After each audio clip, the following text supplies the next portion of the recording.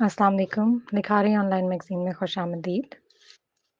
The mafia gang, ज़ेहान Sheikh, किस्त number 1। रात का घना अंधेरा कराची से शहर को अपने लपेट में लिए हुए था। गलियां सुनसान थीं, सड़कों पर गाड़ियों का शोर था। पूरी शान शौकत से खड़े इस महल नुमा विला में हर तरफ खामोशी का राज था। ये विला जितना बाहर से खूबसूरत था, इससे कहीं ज्यादा अंदर से आलीशान था। तमाम अफराद अपने अपने कमरों में आराम फरमा रहे थे। ऐसे में चार हिरने खामोशी से कदम जमाते हुए अपनी मंजिल की तरफ बढ़ रहे थे। विला में मलंगजा अंधेरा होने के बायस इनके चेहरे वाज़ेह नहीं दिख रहे थे। वो अपनी मंजिल से चंद कदम ही दूर थे कि किसी की रोबदार आवाज़ उनकी समात से टकराई। तुम लोग इस वक्त यहाँ क्या कर रहे हो? इन हौलों के कदम अपनी जगह मुंजमद हो गए और खौफ से आंखें बंद कर ली। मैंने कुछ पूछा है तुम लोगों से। वही आवाज़ एक बार फिर से आई और पूछने वाले ने आगे बढ़कर स्विच बोर्ड पर हाथ मारकर सारी लाइट्स ऑन कर दी, जिससे सारा विला रोशनी में नहा गया। चारों हिरणों ने पीछे को पलट कर देखा तो काशान सीढ़ियों के पास खड़ा इन्हीं की तरफ देख रहा था। ओ भाई, हम तो बस पानी पीने जा रहे थे, इनमें से एक ने जवाब दिया। बाकी सब ने भी सर को हल्की सी जुम्बश देकर उसकी ताकीद की। रात के इस पहर तुम लोगों को एक साथ ही प्यास लगी थी, या फिर कोई और बात है? काशान ने तजस्सुस नजरों से उनको देखकर पूछा। जी वो, दरअसल हम सब पढ़ रहे थे ना, तो ज्यादा बोलने की वजह से प्यास लग गई। फैजी ने फौरन जवाब दिया। ठीक है, रात बहुत हो गई है, पानी पी के जल्दी जाओ अपने कमरों में। काशान हुक्मिया अंदाज में कहते हुए अपने कमरे की तरफ बढ़ गया। इसके जाते ही वो चारों भी जल्दी से लॉन की तरफ भागे। मुबादा फिर काशान ना आ जाए और जिस काम के लिए आए थे वो जल्दी जल्दी पूरा करने लगे। यार फैजी, जल्दी हाथ चला ना। अहिरा एक नज़र फैजी को घूरते हुए बोली, जो मुंह ज्यादा हाथ कम चला रहा था। इंसान हूं मैं, कोई रोबोट नहीं हूं। उसने जवाब देना जरूरी समझा। बस बातें करवा लो जितनी मर्जी तुमसे, काम के एक नहीं हो। आयरन ने दोबारा दूबदू जवाब दिया। वो कहाँ पीछे रह जाने वालों में से थी। तुम दोनों फिर से शुरू हो गए। चुप करके सारा काम मुकम्मल करो। अब तुम दोनों में से किसी की भी आवाज नहीं आए। जिशान ने इन दोनों को डपटा, जो हर वक्त टॉम जेरी बने रहते थे। सी भाई, ये सब कुछ हम 12 बजे से पहले कर लेंगे क्या? आयरा ने हाथ पर बंधी घड़ी पर टाइम देखते हुए जिशान से पूछा, जो रात के 11 बजा रही थी। मेरी गुड़िया परेशान ना हो, सब कुछ हो जाएगा। उसने आयरा को मुतमईन किया। फारिस, जाओ जरा इन दोनों गधों को जगा के लाओ। ज़िशान ने फारिस से कहा, जो गुब्बारे में हवा भर रहा था। इसकी बात पर सब हंसने लगे। ओके जी भाई, अभी जाता हूँ। गुब्बारे को एक तरफ रखते हुए अंदर की तरफ चला गया। वो सबसे पहले एक गधे के कमरे में गया, जो कंबल ताने ख्वाब खरगोश के मजे ले रहा था। ओए गधे, उठ, जी जान भाई बुला रहे हैं। उसने अदनान को आवाज दी, लेकिन इस पर कोई असर नहीं हुआ। दी, तुझे भाई बुला रहे हैं, उठ जा, वरना मेरे से बुरा कोई नहीं होगा। उसने फिर से आवाज दी, लेकिन वो टस से मस नहीं हुआ। अदनान के बच्चे! इसके कान में वो बुलंद आवाज से चीखा, जिसकी वजह से हड़बड़ा के उठ बैठा और फारस का मुंह तकने लगा। क्या हुआ? नींद से बोझल आंखों को मसलते हुए पूछा। शाबाश, अब जल्दी से फ्रेश होकर नीचे लॉन में जा, सब पता चल जाएगा। फारस इसका कंधे थपथपाते हुए कहा और दूसरे गधे को उठाने उसके कमरे में चला गया। वो भी बिना कुछ सोचे फ्रेश होने चला गया। ए हारिस, उठ जा यार, वक्त नहीं है और काम बहुत है, बस बहुत सो लिया तूने। फारिस अब इसके सर पर खड़ा इसको आवाजें दे रहा था, जो चेहरे तक निहाफ ताने सो रहा था। क्या हुआ जो इतनी रात को मुझे परेशान कर रहा है? लिहाफ से मुंह बाहर निकालते हुए इसने पूछा। तुझे तो जैसे मालूम ही नहीं ना। अब ड्रामे ना कर और चुप करके नीचे लॉन में आ जा, बहुत सारा काम पड़ा है। अपनी बात कहकर वो चला गया और पीछे हारिस ये सोचने लगा कि ऐसा भी क्या काम है जो उसकी आधी रात को फारस जगा रहा था। खैर, वो भी सारी सोचों को झटक कर फ्रेश होने चला गया। उधर लॉन में वो लोग अपने काम में मसरूफ थे। फैजी, अंदर जाके देख जरा, कहीं वो उन्हें उठाने के चक्कर में खुद ना सो गया हो। जिशान ने फैजी से कहा। ओके भाई। वो सर अस्पात में हिलाते हुए अंदर की तरफ बढ़ गया। चंद कदम उसने बढ़ाया ही था कि सामने से फारिस आता हुआ दिखाई दिया। फारिस, तू अकेला क्यों आया है? वो दोनों गधे कहाँ हैं? फारिस को अकेला आता देख फैजी ने सवाल किया। दोनों गधे? फैजी के बच्चे, हम दोनों तुझे गधे दिख रहे हैं क्या? इससे पहले कि फारिस उसे जवाब देता कि पीछे से हारिस और अदनान बुलंद आवाज में एक साथ बोल उठे। "हम्म, ये भी कोई पूछने वाली बात है? तुम दोनों तो जुड़वा भाई लगते हो गधे के। फैज़ी ने उन्हें मज़ीद चिढ़ाया। इसकी बात पर आयरा और ज़ीशान के कहकहे निकल गए। फैज़ी, तुझे तो हम छोड़ेंगे नहीं, बच के दिखा ज़रा। दोनों गधे मतलब हारिस और अदनान हाथ का मुक्का बनाकर फैज़ी पर हमलावर हुए और फैज़ी ने अपने दिफ़ा के लिए हाथ में पकड़े स्प्रे को इनके ऊपर मार दी जिससे वो आग बगोला हो गए। इनकी लड़ाई से बाकी सब लुत्फ़अंदोज़ हो रहे थे। यूँ ही लड़ते-झगड़ते उन्होंने सारा काम वक़्त रहते कर लिया था। माफिया गैंग ने मिलकर लॉन के एक छोटे से हिस्से को शानदार तरीके से सजाया था। परफेक्ट। आयरा एक नज़र लॉन पर डालते हुए बोली। इसकी बात पर सबने सरसपात में हिलाया। हम्म, वैसे तो सब कुछ हो गया लेकिन अभी असल मसला बाकी है। हारिस ने सीने पर हाथ बांधते हुए कहा। और वो मसला हमारे बहादुर गधे हारिस नामी शख्स हल कर लेंगे। फैजी और फारिस एक दूसरे के हाथ पर ताली मारते हुए बोले और इसकी बात सुनकर तो जैसे हारिस को आग ही लग गई। अब अगर तुम दोनों ने एक बार फिर मुझे गधा कहा तो मुझसे बुरा कोई नहीं होगा। हारिस ने एक हाथ का मुक्का बनाते हुए घूर कर कहा। अपनी ये सारी बहादुरी बचा के रख, आगे काम आएगी। एक बार फिर से फैजी की ज़ुबान फिसली। गाइस, मैं जाती हूँ, तुम लोग आराम से झगड़ा करो। वाओ के जी भाई, आप लोग रेडी रहिएगा। आयरा ने आंखें दिखाते हुए बोली। तुम रहने दो, ये हारिस है ना, ये जाएगा। ज़िशान ने हारिस की तरफ इशारा करते हुए कहा। भाई, मैं? मैं नहीं, प्लीज़। हारिस तकरीबन अटकते लहजे में बोला। हाँ, मेरे शेर, तू ही जाएगा। चल जा, ज़्यादा वक़्त नहीं है। ज़िशान ने इसका कंधा थपथपाया। भाई, प्लीज़ मुझ पर ये ज़ुल्म ना करें, वो इल्तिजा करने लगा। इसकी हालत देखकर सबके कहकहे निकल गए। तू जा रहा है या लगाऊँ एक? ज़िशान ने हाथ का मुक्का बनाते हुए कहा। ओहो भाई, आप तो गुस्सा ही हो गए, मैं बस जा ही रहा था। अपनी जान बचाने के लिए जल्दी से कहा कि कहीं सच में वो मार ही ना दे और अंदर की जानिब चल पड़ा। बेस्ट ऑफ लक गधे। पीछे से माफिया गैंग ने हाँक लगाई। वो बेचारा अपना सा मुंह लेकर रह गया। हारिस एक कमरे के सामने खड़ा दरवाजे को खटखटा रहा था लेकिन अंदर से कोई जवाब नहीं आया। उसने एक बार फिर से दरवाजे को जोर से खटखटाया और इस पर क्लिक की आवाज से दरवाजा खुल गया। सामने खड़े शख्स को देखकर इसकी सांसें रुकने लगी थी। हाँ बोलो, क्या हुआ? इतनी रात को तुम्हें क्या काम पड़ गया? इब्तिहाज घुसीली नजरों से उसको घूर रहा था। वो भाई, मुझे कोई काम नहीं है। वो जो भी है, वो इन लोगों को है। बाहर लॉन में आ जाएँ, सब मालूम हो जाएगा। और प्लीज़ भाभी को भी लेकर आइएगा। एक ही साँस में वो बोलकर वहाँ से रफू-चक्कर हो गया। इब्तिहाज सोच में पड़ गया कि इस वक़्त कौन-सी इमरजेंसी आन पड़ी। खैर, वो सारी सोचों को झटक कर एक तरफ रख के हलीमा को जगाने लगा। हलीमा, उठो, हारिस बुलाने आया था। कोई काम है, लॉन में जाना है। रात के इस पहर उसे क्या काम पड़ गया? उसने बेड से उठते हुए इब्तिहाज से पूछा। अब ये तो लॉन में ही चल के मालूम होगा ना। कहते हुए वो वॉशरूम में दाखिल हो गया। हलीमा अपने बालों का जूड़ा करने लगी। दोनों फ्रेश होकर नीचे चले गए और लॉन की तरफ बढ़ने लगे। इनके 5-4 इनके बढ़ते कदमों के साथ ही अयरा गिनती जा रही थी। 3, 2 और 1। दोनों जैसे ही लॉन में दाखिल हुए एक साथ ही गिनती भी खत्म। चूंकि लॉन में घुप अंधेरा था, इसलिए कुछ दिखाई नहीं दे रहा था। हैप्पी एनिवर्सरी भाई भाभी। माफिया गैंग अचानक से इनके सामने आते हुए बुलंद आवाज में बोले। ओह! खौफ से हलीमा की हल्की सी चीख निकल गई और वो इब्तिहाज के पीछे छुप गई और एकदम से लॉन में रोशनी हो गई। इब्तिहाज और हलीमा हैरत से इस लॉन के हिस्से को देखने लगे जिस पर उन्होंने सजावट की थी।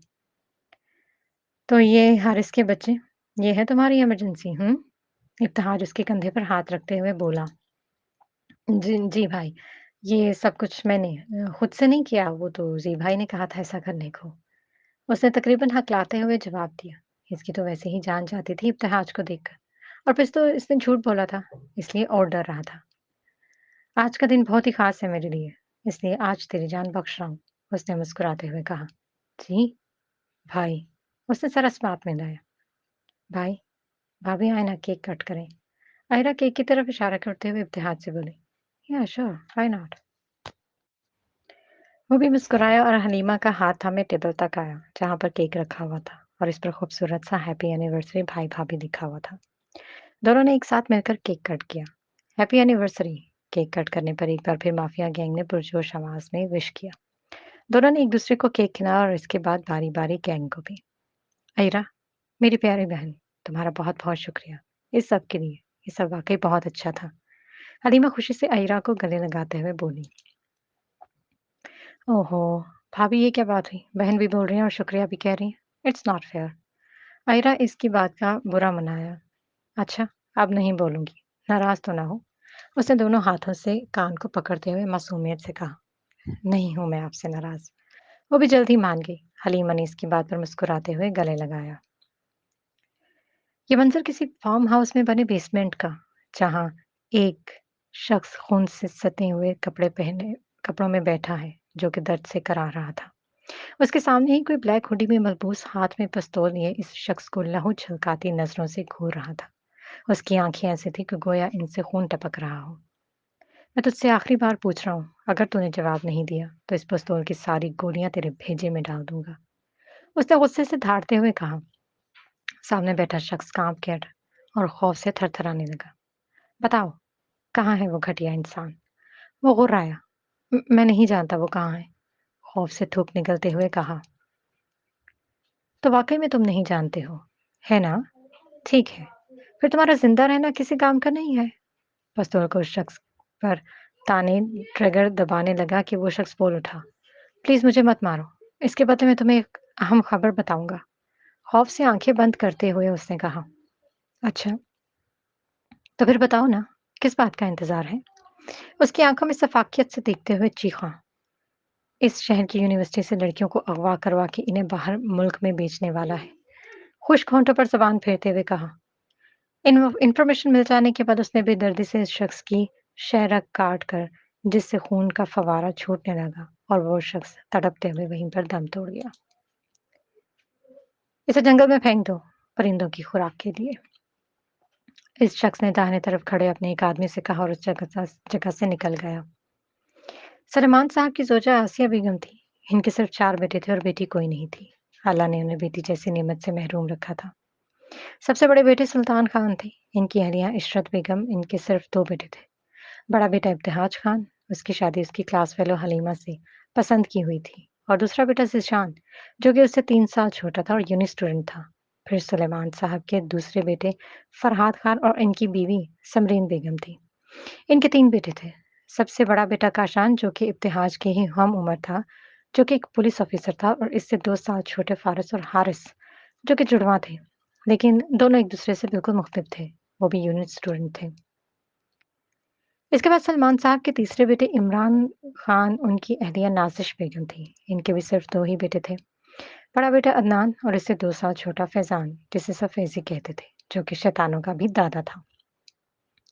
सलमान साहब के छोटे और आखिरी बेटे महमूद खान और उनकी बेगम सरी बेगम थी। उनकी इकलौती औलाद सिर्फ अयरा ही थी। जब अयरा 8 साल की थी, तभी उसके वालिदैन का इंतकाल एक कार एक्सीडेंट में हो गया था। अस्पताल के बिस्तर पर 2 मरीज लेटे हुए थे। उनकी हालत बहुत नाजुक थी। डॉक्टर के मुताबिक बचने की चांस नहीं थे। इनमें से एक जो थोड़ा बोलने की कुव्वत रखते थे, उन्होंने सामने बैठे अपने जिगरी भाई को इशारे से अपने पास बुलाया। सुल्तान साहब उठकर उनके पास आए तो महमूद साहब ने धीमे लहजे में बोलना शुरू किया। भाई साहब, मेरा इस दुनिया से रुखसत होने का वक्त आ गया और जाने से पहले मैं अपनी इकलौती अमानत आपके सुपुर्द करना चाहता हूँ। मुझे यकीन है आप इसका ख्याल बहुत अच्छे से रखेंगे। इसलिए मैं चाहता हूँ आप मेरे जाने के बाद मेरी बेटी को एक बात की कमी कभी महसूस नहीं होने देंगे। इतना बोलने में ही उनका साँस फूलने लगा और वो लंबी-लंबी साँस लेने लगे। उनकी बात सुनकर सुल्तान साहब को तकलीफ हो रही थी। मेरे भाई ऐसी बात क्यों कर रहे हो? तुम्हें कुछ नहीं होगा, बस अल्लाह पर भरोसा रखो। सुल्तान साहब रोते हुए कहने लगे। न जाने वो अपने आप को तसल्ली दे रहे थे या फिर क्या था। वो सिर्फ इतना जानते थे कि अपने अज़ीज़ भाई को किसी भी हाल में खोना नहीं चाहते थे। लेकिन जो तकदीर में, उसे कौन बदल सकता है? भाई साहब, आप मुझसे वादा करें, आप आयरा को कभी माँ-बाप की कमी महसूस ना होने देंगे।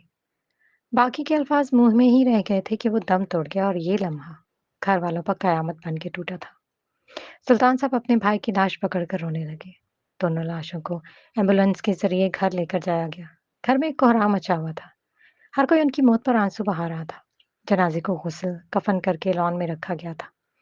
तमाम अज़ीज़ो अक़ारब जनाज़े में शिरकत थे, सिवाय इमरान साहब की कि वो बिज़नेस के सिलसिले में दूसरे शहर गए हुए थे। लेकिन इन्हें जैसे ही महमूद साहब के एक्सीडेंट की खबर मिली, वो फ़ौरन कराची के लिए निकल आए। इन्हीं के इंतजार में जनाजे को भी दफनाया नहीं गया था। इसी दौरान एक 8 साल बच्ची रोते हुए दौड़ कर आई और अपनी माँ के जनाजे से लिपट कर रोने लगी। वो चीख चीख कर अपने वालिदैन को उठाने की सही कर रही थी। मामा उठे ना, प्लीज मामा उठे। देखिए आपकी बेटी आपको बुला रही है। मामा उठ जाएं, मैं आपको अब कभी तंग नहीं करूंगी। वो एक नाकाम कोशिश कर रही थी अपनी माँ को उठाने की। वो दौड़ के अपने वालिद के जनाजे के पास गई। बाबा, देखिए मामा नहीं उठ रही हैं। आप इन्हें उठाएं ना, आप कुछ बोल क्यों नहीं रहे हैं? आप मुझसे नाराज हैं क्या बाबा? आपकी बेटी आपको उठा रही है बाबा। उठ जाए ना बाबा। वो 8 साल बच्ची कभी एक जनाजे से लिपट कर रो रही थी तो कभी दूसरे जनाजे से। चीखते चिल्लाते हुए उसका गला रंध गया। ये मंजिल दिल चीर देने वाला था। सुल्तान साहब से ये सब कुछ बर्दाश्त नहीं हो रहा था। वो आयरा के सामने घुटनों के बल बैठते हुए उनसे बोले, बेटा, अब ये कभी नहीं उठेंगे। अल्लाह ने उन्हें अपने पास बुला लिया। अब वो कभी वापस नहीं आएंगे। तुम तो मेरी सबसे प्यारी बेटी हो ना, तो फिर रोना बंद करो। अगर तुम रोगी तो उन्हें तकलीफ होगी। वो आयरा के आंसू साफ करते हुए प्यार से समझा रहे थे। आयरा ने उनका हाथ झटक दिया और चीखते हुए बोली, आप झूठ बोल रहे हैं। मेरे मामा बाबा कभी मुझे छोड़कर नहीं जा सकते। उन्होंने मुझसे प्रॉमिस किया था कि वो हमेशा मेरे साथ रहेंगे। ये कहते हुए सुल्तान साहब के गले लगकर फूट फूट कर रोने लगी। इसी अस्थान में इमरान साहब भी आ गए और उन्होंने अपने भाई को पुकारा। भाई साहब। उनकी आवाज़ पर तमाम लोग उनकी तरफ देखने लगे। वो रोते हुए अपने भाइयों के गले लग गए और एक आखिरी बार अपने भाई भाभी का दीदार करके उनके जनाजे को कंधे से उठाया और लेकर चले गए। अहिरा ये सारा मंजर एक कोने में खड़ी बुत बनी देख रही थी। यूं लग रहा था जैसे उसे किसी चीज का होश ही ना हो। इशरत बेगम उसे इस तरह देखकर तड़प कर रह गई। उन्होंने उसे सीने से लगाया और अंदर लेकर चली गई। परफ्यूम की खुशबू से पूरा कमरा मुअत्तर था। उसने बालों को जेल से सेट किया। फिर भी कुछ बाल पेशानी पर बिखर गए।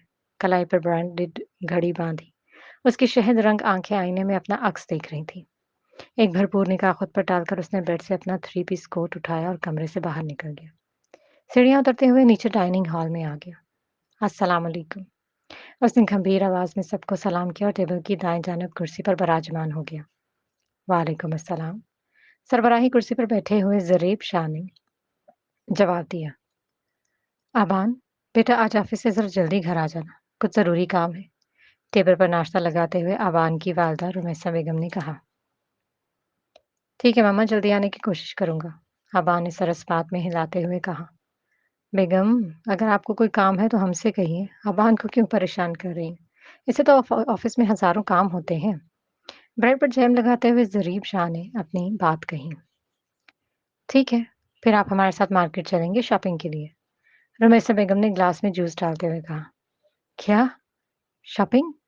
शॉपिंग का सुनते ही वो सदमे में चले गए थे। इन्हें तो लगा था कि कोई और काम है, इसलिए उन्होंने अबान को मना किया था।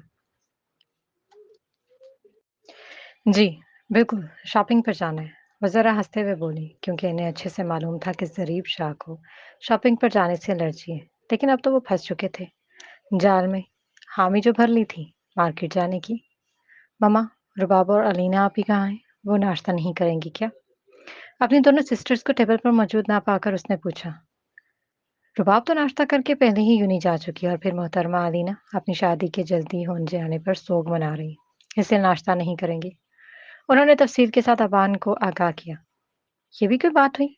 मैं अभी इसको लेकर आता हूँ। वैसे बिना खाना खाए नहीं रह सकती। वो उठकर खड़ा हुआ। बेटा तुम रहने दो। जब 2 वक्त भूखी रहेगी तो खुद ही उसकी अकल ठिकाने आ जाएगी। रुमेसा बेगम ने खुफकी से कहा। ठीक है, तो फिर मम्मा, अब मैं चलता हूँ। इतना कहकर उसने अपनी माँ से इजाजत चाही। लेकिन बेटा नाश्ते तो अच्छा कर लो। अबान का अधूरा नाश्ता देखकर कहा। नहीं मम्मा, बस हो गया। वैसे भी भूख नहीं थी। अल्लाह हाफिज। अलविदाई अल्फाज अदा करते वो बाहर चला गया। ये 5 अफराद पर मुश्तमिल मिस्टर ज़रीब शाह की फैमिली है। उनकी अहलिया रुमीसा बेगम है। उनकी 2 बेटियां अलीना शाह और रुबाब शाह हैं और इकलौता बेटा अबान शाह। ज़रीब शाह के इकलौते भाई अज़लान शाह थे और उनकी ज़ोजा आरफा बेगम थीं। इनकी सिर्फ 2 औलाद थी। सबसे बड़ा बेटा औराक शाह, जिसकी शादी बचपन में ही रुबाब शाह से तय हो गई थी। और इसके बाद अज़लान शाह की दूसरी औलाद उनकी बेटी कोमल शाह थी। दोनों भाई एक ही शहर में, लेकिन अलग जगहों पर रहते थे। फैज़ी यार, जल्दी करना, यूनी के लिए लेट हो रहा है। फारिस इसके कमरे के बाहर खड़ा इसको आवाज लगा रहा था। इन्हें यूं जाना था और फैजी न जाने कौन सी तैयारी में मसरूफ था जो पूरी नहीं हो रही थी। यार सिर्फ 2 मिनट रुक जा, फैजी ने अंदर से जवाब दिया। कब से तो 2 मिनट कर रहा है, अब अगर तू आया नहीं ना तो हमारी क्वीन आयरा ने इधर ही आ जाना है। उसने आयरा का नाम लेकर इसको डराया जो कि असर कर गया।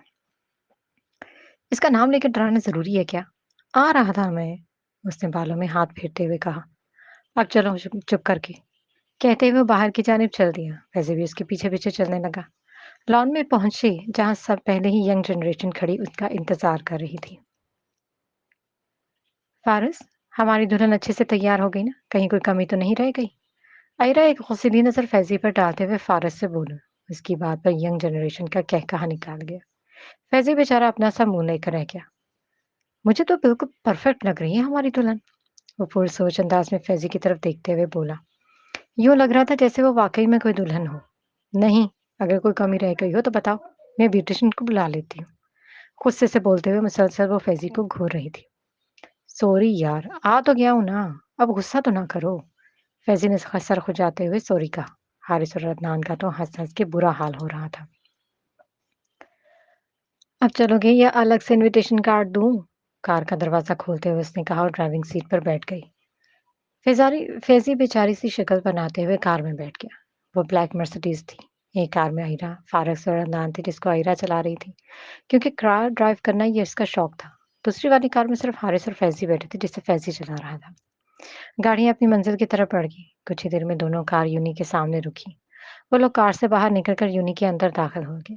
हर किसी की निगाहें इन्हीं पर मरकूज थीं।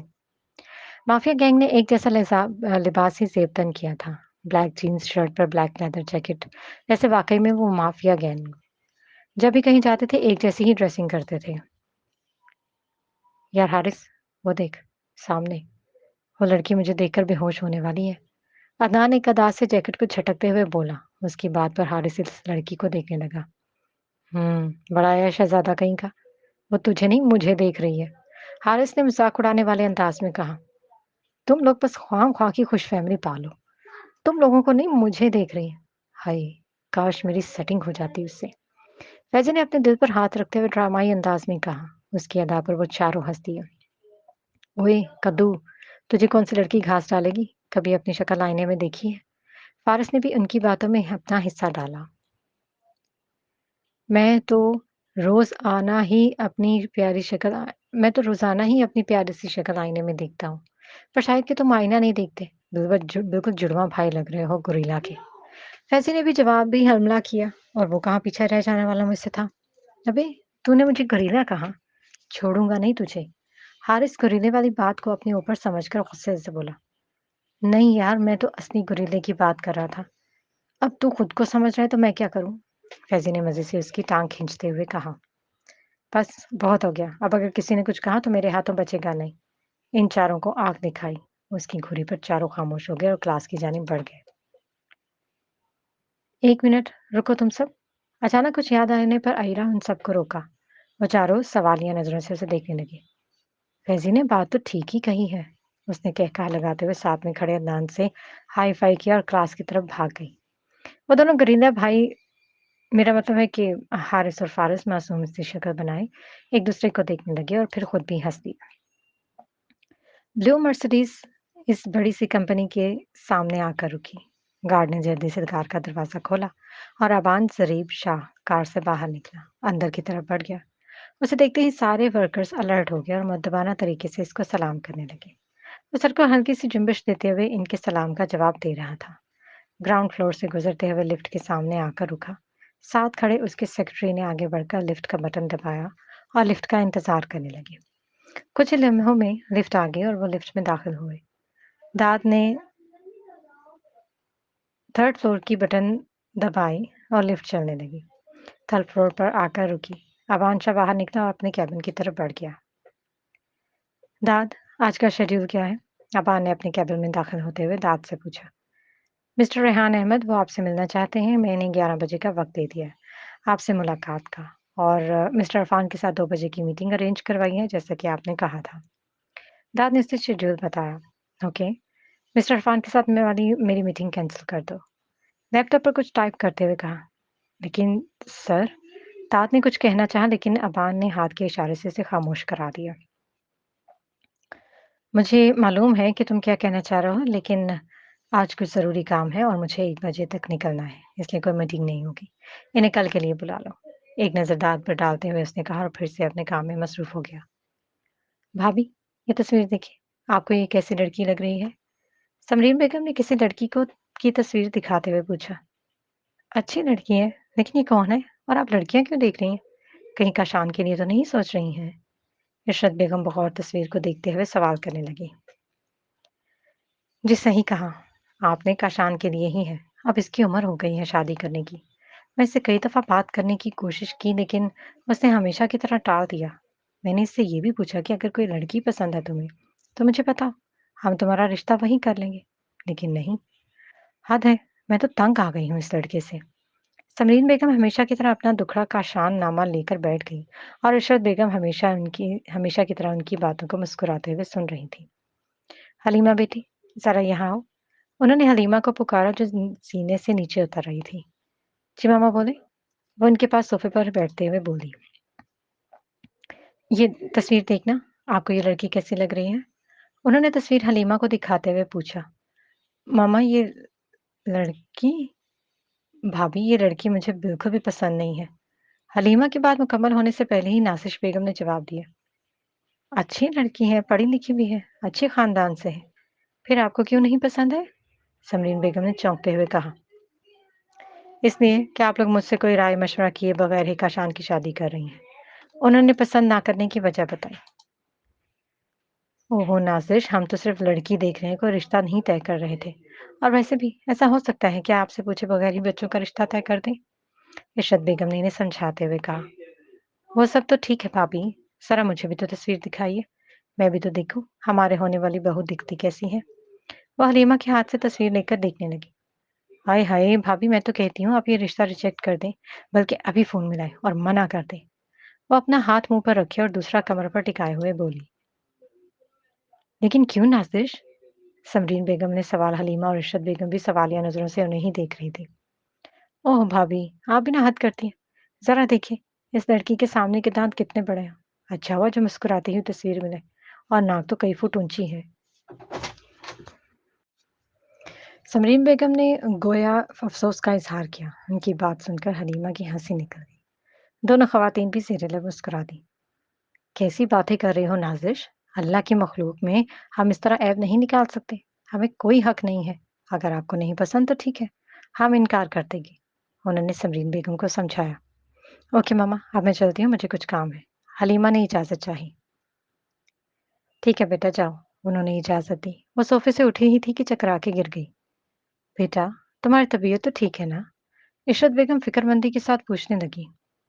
मामा मालूम नहीं क्यों, कुछ दिनों से चक्कर आ रहा है और कैब भी हो रही है। उसे अपनी तबीयत खराबी की वजह बताई तो इसकी बातों पर खवातीन मुस्कुराने लगी और वो समझ रही थी कि ऐसा क्यों हो रहा है। नाजिश, हमारे फैमिली डॉक्टर को कॉल करें। इनसे कहते हुए हलीमा को सहारा देकर उनके कमरे में ले जाने लगी और नाजिश बेगम फैमिली डॉक्टर को फोन करने चली गई।